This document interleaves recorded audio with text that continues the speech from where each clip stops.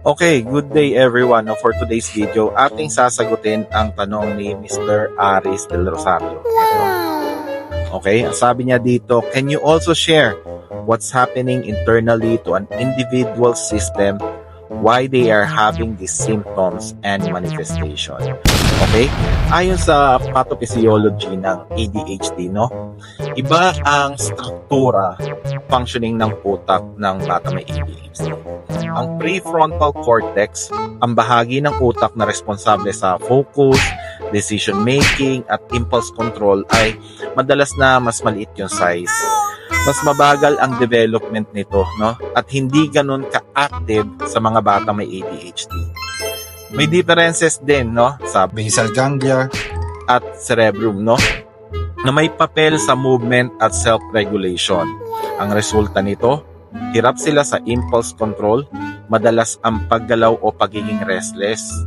At ang default mode network na dapat nagpaparelax sa utak ay hindi agad nagsha-shut off kapag kailangan mag-focus, kaya mabilis silang ma-distract. Okay? Number 2, imbalance sa neurotransmitters, no? Dalawang mahalagang brain chemicals ang naapektuhan sa ADHD. Number 1, yung dopamine, no, para sa motivation, focus at reward, no? And ang ikalawa is yung norepinephrine, no, para sa attention. Kapag kulang o hindi balanse ang mga ito, nawawalan ng gana kahit na importante ang task na pinapagawa sa kanila, or hirap silang magstay focus sa mga bagay, and kailangan nilang constant stimulation para lang makaramdam sila ng interest. Ikatlo, genetics, no, plus environment. Ito ay nagre-resulta sa mas mataas na risk. Ang ADHD ay namamana, no, may 70 to 80% chance kung may kamag-anak ka na may ganito, no. May mga genes tulad ng D4, AT1, SNAP25, no, na nakakaapekto sa dopamine function. Pero hindi lang genes, no. Ang environmental ay may malaking epekto rin. Prenatal exposures gaya ng cigarette smoking, alak or stress, or premature birth or mababang birth weight, no. Meron ding child trauma o kaya toxic and stress, no. Kapag pinagsama ang genetic predisposition plus negative environmental factors, no, mas tumataas ang risk na magkaroon ng ADHD.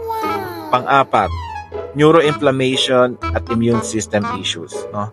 Lumalabas sa bagong pag-aaral na may kinalaman din ang inflammation sa utak at immune system.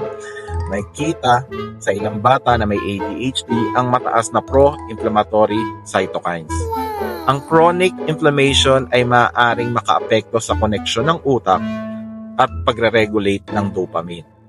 May mga pag-aaral na rin tungkol sa gut-brain condition na ang mga bakterya sa tiyan ay maaaring makaapekto sa behavior at focus ng bata.